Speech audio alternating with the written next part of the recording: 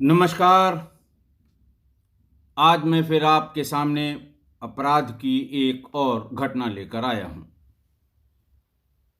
जैसा कि मैं पहले बता रहा हूं, इस पूरी सीरीज में ये भी उसी वक्त की घटना है। उसी वक्त से मेरा मतलब आप समझ गए होंगे, जब पुलिस की लापरवाही अपने चरम पर थी, पुलिस की मनमानी अपने चरम पर थी और पुलिस के पास वो संसाधन नहीं थे। पब्लिक भी पूरी तरह से अवेयर नहीं थी अपने अधिकारों, अपने कर्तव्यों, और पुलिस की मनमानी को क्रॉस चेक करने के लिए कोई भी डिवाइस नहीं थी सिवा सुपरवाइजरी ऑफिसर्स के। मार्च या अप्रैल 1999 में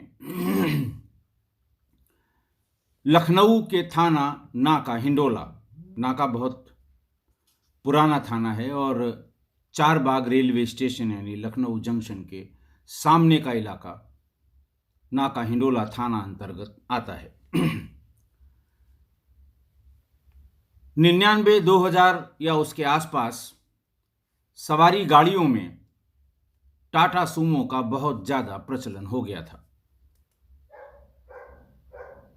रेलवे स्टेशन के सामने उस नाका तिराहे पर एक टैक्सी स्टैंड था, अघोषित टैक्सी स्टैंड, जहां से इलाहाबाद के रास्ते पर पड़ने वाले जनपदों और इलाहाबाद के लिए टाटा सूमो चला करती थी। सैकड़ों की संख्या में थी। मैं इसलिए कह रहा हूं कि उसी वक्त में एसपीसीटी वहां तैनात हुआ था। ट्रैफिक की बड़ी भारी समस्या ये पैदा करते थे, लेकिन पुलिस की कनाइविन से ये टैक्सियां चलती रहीं। उसके पहले महिंद्रा की जीपें चलती थीं, लेकिन उनकी स्पीड कम और क्षमता कम होने की वजह से उनका स्थान टाटा सूमो ने ले लिया। खाली इलाहाबाद लखनऊ मार्ग नहीं, इलाहाबाद फैज़ाबाद और इलाहाबाद सीतापुर मार्ग पर भी यही टाटा सूमो चलने लगी और महिंद्रा की जीप छोटे छोटे रूट्स की तरफ शिफ्ट हो गई। आलमबाग लखनऊ के रवि श्रीवास्तव, जो टाटा सूमो यूपी 53 के 4788 का ड्राइवर था और जिसके मालिक थे मनोज कुमार सिंह, थाना हरचंदपुर क्षेत्र, जनपद रायबरेली के रहने वाले थे। मालिक और ड्राइवर ये सवेरे सवेरे स्टैंड पर अपनी बारी का इंतजार करते थे। इलाहाबाद या रास्ते में पड़ने वाले जनपदों के लिए सवारियां लेकर वो जाते थे। 4 दिन हो गया, लेकिन न तो रवि श्रीवास्तव और न ही मनोज कुमार सिंह ने अपने घर पर कोई सूचना दी, न वापस आए। दोनों के घर वाले चिंतित हुए कि ऐसा कभी नहीं होता। अंतिम सवारी इलाहाबाद से लेकर वो जब लखनऊ आ जाते हैं, उसके बाद घर पर आते हैं। दोनों के परिवार नाका टैक्सी स्टैंड पर पहुंचे, लोगों से पूछने की कोशिश की, खासकर उन लोगों से जो उसके साथ के टैक्सी ड्राइवर या टैक्सी के मालिक थे टाटा सूमो के। किसी ने बताया कि 3 दिन पहले तो सवारी ले गया है, किसी ने बताया 4 दिन पहले सवारी ले गया है। ये भी डेट एग्जैक्ट नहीं पता लगी कि कब से वो वापस नहीं आया है। 2 दिन और वेट किया उनके घर वालों ने। उसके बाद दोनों ही लोग थाना नाका हिंडोला पहुंच गए। उन्होंने एक तहरीर दी कि ड्राइवर रवि श्रीवास्तव और उसके मालिक टाटा सूमो के श्री मनोज कुमार सिंह, मैं टाटा सूमो के लगभग 5-6 दिन से गायब हैं। इनका कोई पता नहीं लग रहा है। एक एफआईआर, चूंकि वहां बहुत कॉमन बात हो गई थी, एक एफआईआर नाका हिंडोला में लिख ली गई और दूसरे इनके जो यूनियन है उसका दबाव भी रहता है, इसलिए तुरंत लिख ली गई। घर वालों ने अनहोनी की आशंका भी जताई। पुलिस ने कहा ठीक है, आप देखिए, हो सकता है कोई लंबी सवारी लेकर कहीं दूर चले गए हों। घर वालों ने यह भी कहा कि साहब दूर जाएंगे तो जरूर कहीं न कहीं से टेलीफोन से बता देंगे। मेरे घर के सामने पीसीओ है, वहां पर खबर कर दी जाती है। घर वाले कोई जाते हैं पूछने तो बता देते हैं कि हाँ साहब फोन आया था, वो 4 दिन बाद आएंगे। बहरहाल परिवार वालों ने प्राइवेट टैक्सियां की और लखनऊ से इलाहाबाद के बीच में जितने भी थाने पड़ते हैं सब पर जानकारी इकट्ठा की कि कहीं एक्सीडेंट तो नहीं हो गया है। अगर एक्सीडेंट हो गया है तो गाड़ी कहीं टूटी फूटी मिल जाए, या अगर वो कहीं अस्पताल में भर्ती किए गए हैं तो उसकी जानकारी हो जाए। लेकिन कुछ भी पता नहीं लगा। 10 मार्च सन 2000 को जब मैंने Lucknow police as SP city join की तो हफ्ते भर के भीतर ही दोनों परिवार मेरे समक्ष उपस्थित हुए और इन्होंने कहा कि साहब देखिए, ड्राइवर और मालिक दोनों ही लगभग साल भर हो रहे हैं गायब हैं।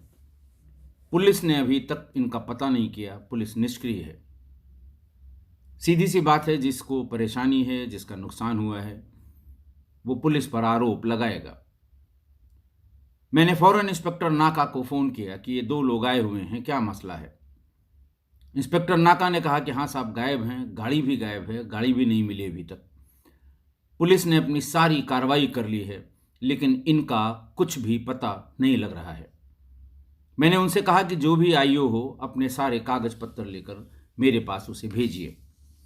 इन लोगों से कहा कि आप इंतज़ार करिए, कागज पत्र आ जाते हैं तब मैं आपको बताऊंगा कि एक्चुअल क्या है और कितना टाइम लगेगा, या पुलिस ने क्या क्या किया है, क्या नहीं किया है।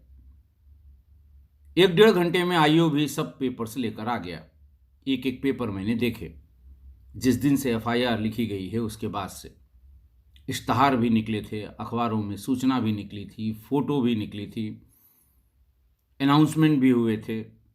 यानी कागज पत्तर पर छोटी मोटी गलतियों के अलावा, छोटी मोटी कमियों के अलावा, कागज पर पुलिस ने अपना काम पूरा किया था।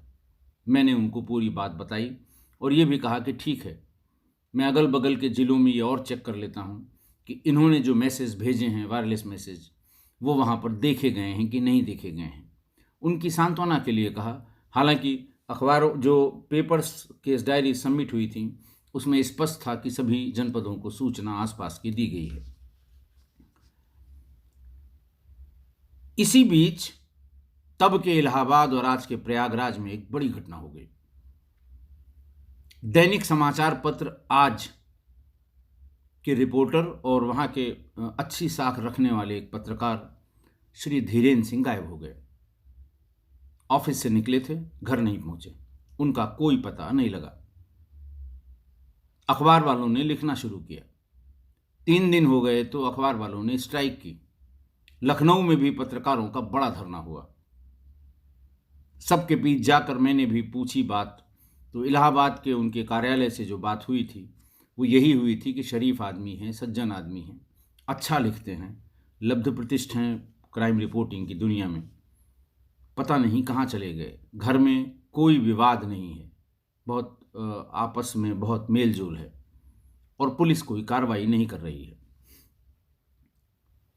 इत्तेफाक ये कि उस समय इलाहाबाद में पुलिस की टीम बहुत अच्छी थी। श्री पी.के. तिवारी उस समय एसएसपी हुआ करते थे, आजकल वो सूचना आयुक्त हैं। इलाहाबाद में बहुत लंबे दिनों तक उन्होंने हर कैपेसिटी में पोस्टिंग उनकी रही है, एसएसपी भी, डीआईजी भी और आईजी भी। उनके एसपी सिटी थे श्री लालजी शुक्ला, जो अब रिटायर हो गए हैं। लालजी शुक्ला साहब भी इलाहाबाद बहुत लंबे समय रहे हैं और बड़े माफियाओं और अपराधियों के विरुद्ध जो उन्होंने काम किया है उसके लिए इलाहाबाद के लोग आज भी उनका नाम लेते हैं। डॉक्टर धर्मवीर उस समय सर्किल ऑफिसर थे, जो इस समय एसपी बिजनौर हैं। जीएन त्रिपाठी भी उस समय सर्किल ऑफिसर थे। एक सब इंस्पेक्टर था कुलदीप तिवारी, अब पता नहीं, शायद सर्विस में है, होगा, यंग सब इंस्पेक्टर था, लेकिन उसने भी अपराध और अपराधियों के विरुद्ध काम करने में बड़ा नाम कमाया था। इंस्पेक्टर कोतवाली हुआ करते थे राधे श्याम त्रिवेदी, अब तो दिवंगत हो गए, पिछली बार कोरोना में रिटायर होने के बाद लखनऊ रह रहे थे, मैं उनके संपर्क में था। राधे श्याम त्रिवेदी के नाम से रूह कांपती थी अपराधियों की। बहुत बड़े बड़े एनकाउंटर दिन में भी किए, हालांकि उनके ऊपर तमाम आरोप भी लगे कि गलत लोगों का एनकाउंटर किया, निर्दोषों को मार दिया, इस तरह की बात भी उनके ऊपर ये आक्षेप लगाए गए थे। लेकिन जहाँ तक अपराधियों का प्रश्न है, राधे श्याम त्रिवेदी से अपराधियों की इलाहाबाद में रूह कांपती थी। जो लोग भी किस्सा गोई परिवार के इलाहाबाद या वर्तमान के प्रयागराज से संबंधित हैं, वो उनका नाम उन लोगों ने जरूर सुन रखा होगा। दूसरा ये कि धीरेन्द्र सिंह जो गायब हुए थे, उनके पुलिस अधिकारियों से बहुत अच्छे संबंध थे। सज्जन आदमी थे, अच्छा बोलते थे और बहुत अच्छा लिखते थे। चाहे डर से या उनके स्वभाव से उनके प्रशंसक रहे लगभग सभी पुलिस अधिकारी। पुलिस अधिकारियों ने टीम बनाकर अपना पूरा जोर लगाया कि इन्हें ढूंढ के निकालना है। ये बात 14 दिसंबर की थी, जिस दिन वो गायब हुए थे। 18 दिसंबर को मध्य प्रदेश के रीवा जनपद के एक जलप्रपात के जंगल में श्री धीरेन्द्र सिंह का सर कटा शव मिल गया। इस बीच में बहुत ढेर सारे लोग संदिग्ध आपराधिक बैकग्राउंड के उठाए गए और खासकर आसपास के जहां वो रहते थे, लेकिन उनसे कुछ नहीं मिला। पुलिस ने बहुत कोशिश की, लेकिन वो सर पुलिस को नहीं मिल सका। काफी पूछताछ के बाद, चूंकि पुलिस बहुत सीरियसली, बहुत तन्मयता से लगी थी, तो वो कब ऑफिस से निकले, कहां तक देखे गए, पता करते करते ये पता लगा कि नैनी थाना क्षेत्र के राम सागर मोहल्ले का रहने वाला राजा कोलेंदर उसके साथ अंतिम बार मोटरसाइकिल पर देखे गए। राजा कोलेंदर भी पकड़ कर लाए गए। किसी से कोई रियायत नहीं की गई। लाए गए, उनसे अच्छी पूछताछ भी हुई। पूछताछ के बाद उसने बताया कि हाँ, हमने उनको मारा है। मेरे खिलाफ एक खबर लिखी थी। मेरे विरोधियों के पक्ष में वो खबरें लिखा करते थे। इस तरह का आरोप लगाकर उसने बताया कि हमने मारा है, लेकिन वो ये नहीं बता पाया कि उनका सर कहां है। चूंकि उसके विरुद्ध प्रयागराज यानी तब के इलाहाबाद जनपद के किसी थाने में कोई मुकदमा नहीं लिखा था और उसकी पत्नी जिला पंचायत सदस्य थी, इसलिए पुलिस ने बहुत ज़्यादा उस पर न दबाव बनाया और न उसके आगे पूछने की कोशिश की। पुलिस ने एक प्रेस कॉन्फ्रेंस की और ये डिक्लेयर किया कि धीरेन्द्र सिंह की हत्या का खुलासा हो गया, राजा कोलेंदर ने उसको मारा। पुलिस ने राजा कोलेंदर को गिरफ्तार करके जेल भेज दिया। अगले दिन पूरे प्रदेश के अखबारों में पुलिस की भारी छिछलेदर हुई कि पुलिस ने निर्दोष आदमी को भेज दिया। अगर उसने मारा तो पुलिस ने यह क्यों नहीं पता किया कि उनका सिर कहां है? पुलिस ने यह क्यों नहीं पता किया कि प्रयागराज से रीवा तक वो किस वाहन से ले जाएंगे, वो बरामद क्यों नहीं हुआ? पुलिस ने आला कत्ल भी बरामद नहीं किया, जिससे उनकी गर्दन काटी गई। ये फर्जी बात है, गलत कर रही है, अपने ऊपर से दबाव को कम करने की साजिश है इलाहाबाद पुलिस की। अगले दिन के अखबारों के बाद भारी बेइज्जती और मायूसी के बीच पुलिस ने राजा कोलेंदर की पुलिस कस्टडी रिमांड के लिए अदालत से दरखास्त की। एक एप्लीकेशन दी गई कि सिर बरामद करने के लिए पुलिस कस्टडी रिमांड की आवश्यकता है। अदालत ने 4 दिन के लिए राजा कोलेंदर को पुलिस कस्टडी में पूछताछ और सिर बरामद करने के लिए 4 दिन की रिमांड पर दे दिया।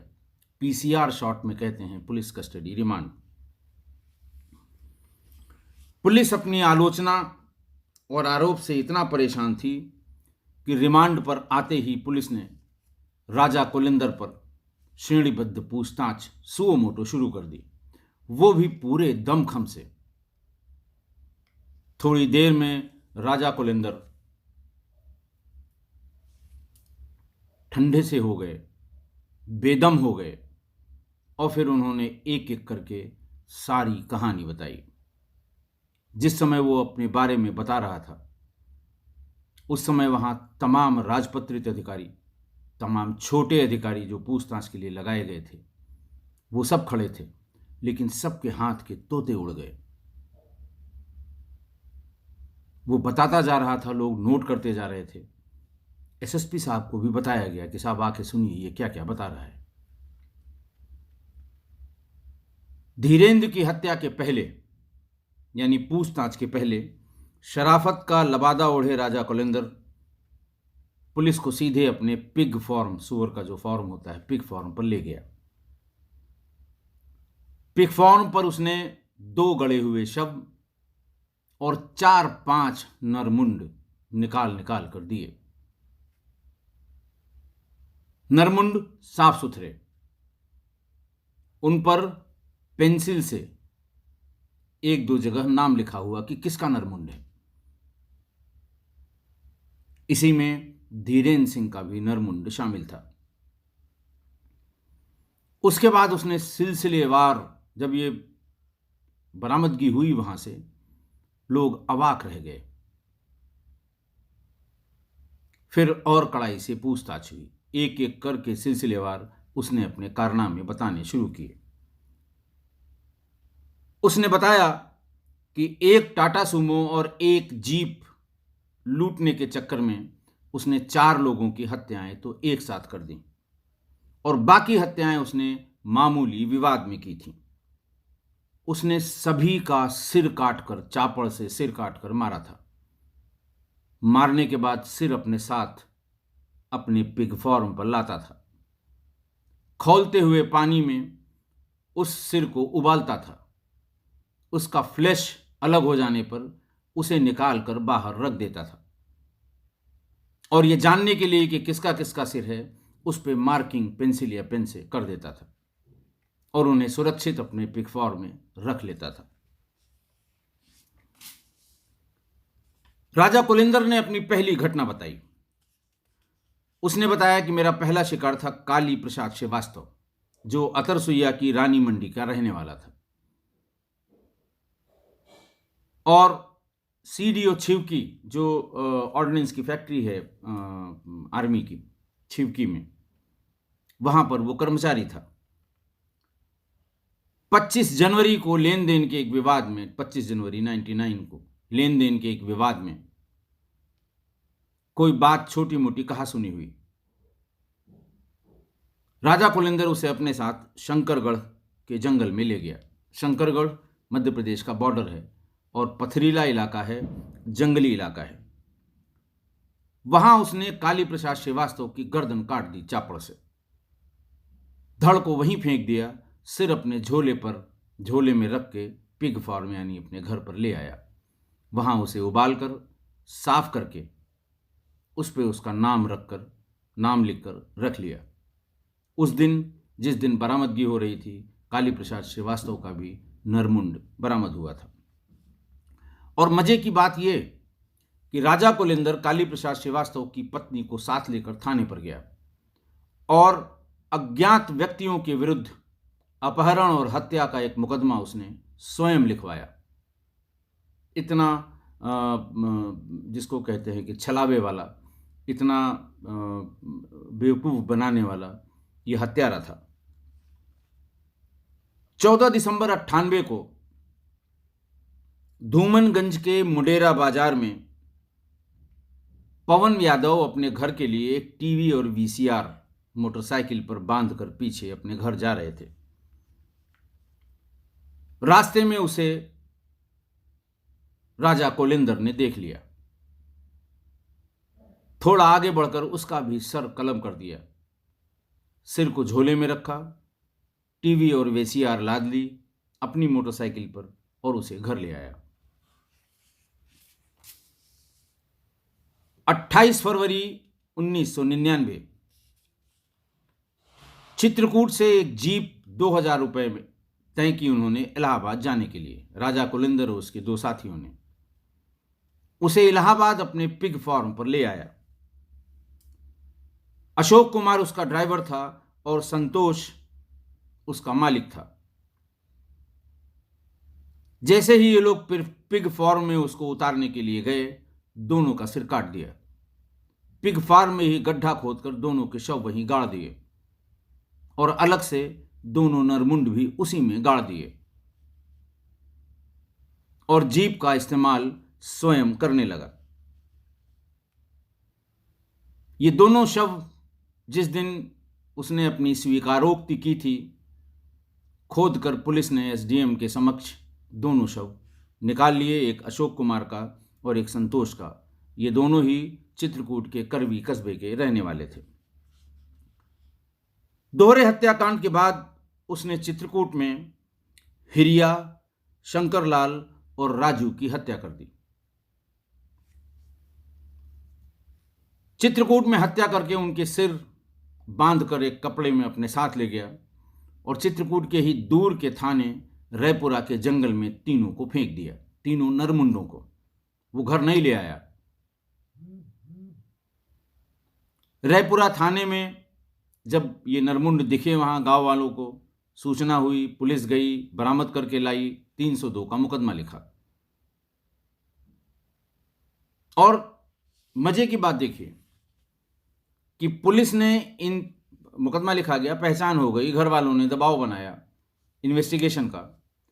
पुलिस ने 4 निर्दोष लोगों को, इन 3 लोगों की हत्या के जुर्म में जेल भेज दिया और अपनी पीठ थपथपा ली। ये तीनों ही आपराधिक प्रवृत्ति के थे। पहले कभी राजा कुलिंदर के साथ इन्होंने काम किया होगा। राजा कुलिंदर को हमेशा ये डर सताता रहा कि ये तीनों उसके लिए किसी दिन परेशानी पैदा करेंगे। अगला शिकार मार्च अप्रैल 1999 का है, जिसका मैं जिक्र कर चुका हूं। आलमबाग के रहने वाले रवि श्रीवास्तव, जो टाटा सुमो के ड्राइवर थे, और उसके मालिक मनोज कुमार सिंह, लखनऊ से उन दोनों को तय करके ये इलाहाबाद लाया। इलाहाबाद में इसने वही अपने पिग फार्म के पास दोनों का सर काट दिया, सर अपने पिग फार्म में रख लिया और उन दोनों की बॉडी को टाटा सुमो में ही रखकर मध्य प्रदेश के गढ़वा इलाके में, गढ़वा का कुछ इलाका उत्तर प्रदेश में यानी प्रयागराज डिस्ट्रिक्ट में पड़ता है और थोड़ा इलाका मध्य प्रदेश में पड़ता है, वहां के जंगलों में फेंक दिया। टाटा सुमो लेकर घर आ गया। इसी बीच उसकी पत्नी फूलन देवी जिला पंचायत सदस्य निर्वाचित हो गई। चुनाव होता है इसका। उसी टाटा सुमो पर एक नेम प्लेट लगाई गई, जिला पंचायत सदस्य नैनी प्रयागराज। वो नेम प्लेट लगाकर उसकी पत्नी और वो पूरे शहर में घूमा करते रहे। इसी टाटा सुमो से धीरेन्द्र का शव भी मारने के बाद, नैनी में मारने के बाद रीवा ले जाया गया था। अगला शिकार इलाहाबाद के ही घूरपुर थाना क्षेत्र के पिपरसा गांव के रहने वाले त्रिभुवन सिंह की थी। त्रिभुवन सिंह ने किसी काम के लिए 25,000 रुपए राजा कुलिंदर को दी थी। नैनी से ठीक सटा हुआ थाना है घूरपुर, और उससे सटा हुआ ही यानी घूरपुर थाना क्षेत्र में पड़ने वाला ये पिपरसा गांव है। पैसा ब्याज पर देने का भी काम राजा कुलिंदर करता था। 25,000 लिया और जब जब पैसा मांगा इसने कोई न कोई टाल मटोल किया। एक बहाने से वो इसको ले गया। इसका धड़ सुहागी पहाड़, आगे जाएंगे जब आप वहाँ से बांदा की तरफ, घूरपुर से सुहागी पहाड़ पर इसका धड़ फेंक दिया। नरमुंड को अपने साथ झोले में घर ले आया, पिग फार्म पे रख दिया। अगली हत्या इसने नैनी के धनुहा गांव के पप्पू पासी और सुल्ताना की एक साथ कर दी। पप्पू पासी और सुल्ताना इसके पहले के क्राइम या पहले के अपराध के राजदार थे और गाहे बगाहे शराब पीकर वो इसका कहीं जिक्र कर चुके थे। राजा कुलिंदर को जब ये पता लगा कि शराब के नशे में इसने कहीं मेरे किसी जुर्म की बात कही है, इन दोनों को भी धोखे से बुलाकर इनका सिर काट दिया और मध्य प्रदेश के बरगढ़ के जंगलों में इसी टाटा सुमो में लाद कर दोनों के शव जंगल में फेंक दिए और नरमुंड अपने पास पिग फार्म में रख लिया। इसी तरह प्रतापगढ़ के मोइन नाम के आदमी ने उससे 20,000 रुपये कर्ज लिए थे। नैनी इंडस्ट्रियल एरिया है, जिसको प्रयागराज की जानकारी है। इंडस्ट्रियल एरिया में कोई फोरमैन के पद पर मुइन था, इसके संपर्क में आ गया। उसको पता लगा कि ये ब्याज पर पैसे दे रहे हैं। उसे अपनी बेटी की शादी के लिए पैसों की ज़रूरत थी। 20,000 रुपये इससे उधार लिया। बार बार कहने के बाद भी पैसा वो नहीं दे रहा था, और एक बार उसने इसको आंख भी दिखा दी, नहीं दूंगा, जो करना हो कर लो। एक दिन उसको प्यार से ले आया यमुना के नैनी ब्रिज पर। ब्रिज पर खड़ा होकर बात ही कर रहा था कि इसने चापड़ से इसका सिर धड़ से अलग कर दिया। सिर अपने साथ झोले में रख के अपने प्लेटफॉर्म पर लाया और धड़ को वहीं से नीचे गिरा दिया जमुना जी में।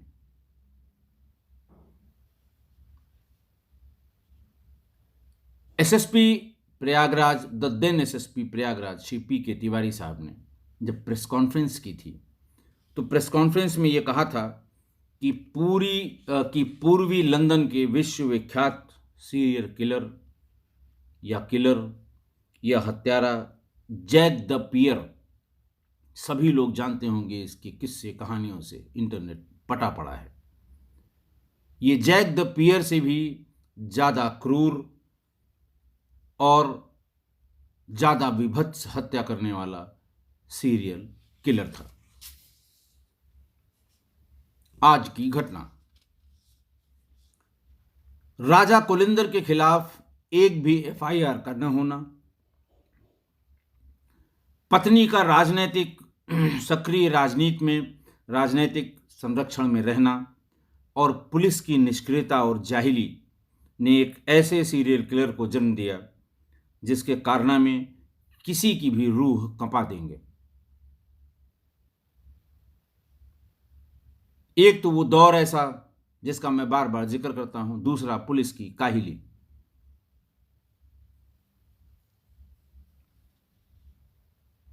पांच बॉडीज को छोड़ के बाकी सारी बॉडीज के धड़ कोई रीवा में, कोई मध्य प्रदेश के गढ़वा में, कोई बरगढ़ में वहां बरामद हुए, चित्रकूट में, करवी में। पुलिस ने ये जानने की कोशिश नहीं की कि इसके पीछे कौन हो सकता है। कम से कम 3 हत्याएं जो उधार देने के बाद पैसा न देने की मामूली बात पर राजा कुलिंदर ने की। अगर घर वालों से पूछा जाता क्या कारण हो सकता है, तो लोग जरूर बताते कि साहब फलां से इन्होंने इतना कर्जा लिया था जो चुका नहीं पाए थे। एक नहीं, 3 परिवारों से। अगर पुलिस जरा सा भी संवेदनशील होती, एक्टिव होती, कुछ करने की मंशा होती, उसकी विवेचना में ये पता लगाने की मंशा होती किसने ये किया है, तो उन परिवारों से पूछताछ में ये बात जरूर पता लगती कि इन्होंने कितने लोगों से उधार लिया, किस किस का पैसा नहीं दिया। तो जिन लोगों से उधार लिया गया उनमें राजा कुलिंदर भी था।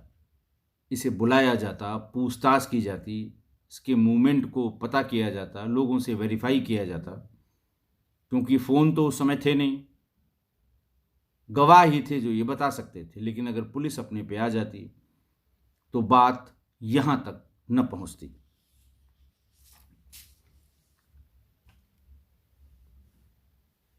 और ये राजा कुलिंदर शराफत का चोला ओढ़े पूरे शहर में नहीं घूमता। तमाम राजनीतिक दलों के फंक्शन में भी ये देखा गया।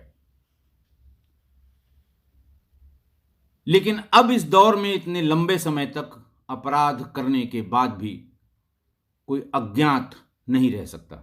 हम कम्युनिकेशन के दौर पर हैं। आप अंदाजा लगाइए कि चित्रकूट में जो हत्या हुई,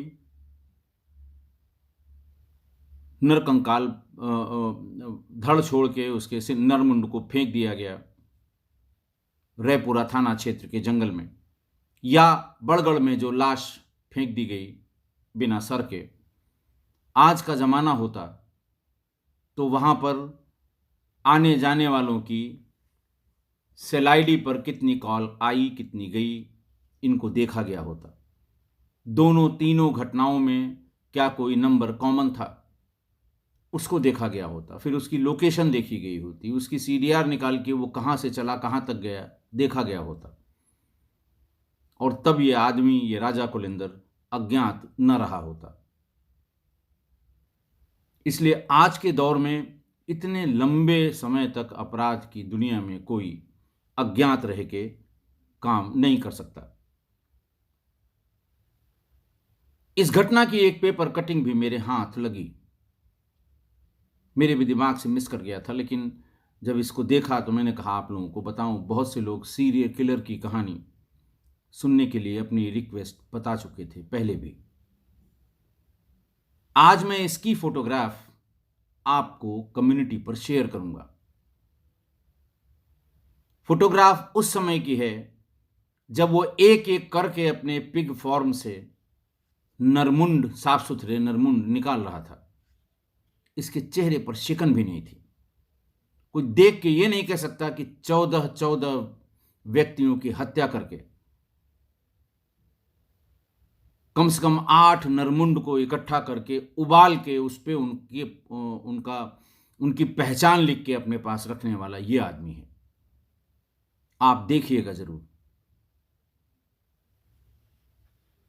तत्कालीन एसएसपी श्री पी.के. तिवारी साहब ने शायद उसके इस कृत्य पर, उसके इस क्राइम पर, उसके इस क्रिमिनल बिहेवियर पर, उसकी इस मोडस ऑपरेंडी पर जो टिप्पणी की थी, आप देखिएगा वो कटिंग के साथ जो नीचे खबर 4 लाइन की है उसमें ये अंकित है कि उन्होंने ये कहा था कि पूर्वी लंदन के विश्वविख्यात हत्यारे जैक द रिपर की भी रूह कांप गई होगी जब राजा कोलिंदर ने इस तरह के अपराध किए होंगे। आशा है आप मेरी बात से सहमत होंगे। कल मैं नहीं रहूंगा। एक बहुत ही नज़दीकी परिवार की ही एक शादी में कल मैं प्रयागराज जा रहा हूं। देर रात लौट आऊंगा, लेकिन मुझे नहीं लगता कि कल मैं आपके लिए कोई क्राइम की घटना सुना पाऊं। परसों मैं ज़रूर आपके सामने आऊँगा। उसके बाद मुझे शायद कहीं नहीं जाना होगा, तो अब लाइव आने का समय आ गया है। परसों आने के बाद आप लोग जिस दिन के लिए तय करेंगे, लाइव हम करेंगे और सभी लोगों की इस बीच की जो शंकाएं हैं उनको दूर करने का प्रयास करेंगे। अगर आपको इस घटना के संबंध में अपना कोई फीडबैक देना है, कोई राय मशवरा देना है, तो हमारी मेल पर ज़रूर भेजें। मेल आईडी हमारी वही है, rajeshpande61@gmail.com, RAJESHPANDEY, no gap, no underscore, all small. आज के लिए बस इतना ही। बहुत बहुत धन्यवाद।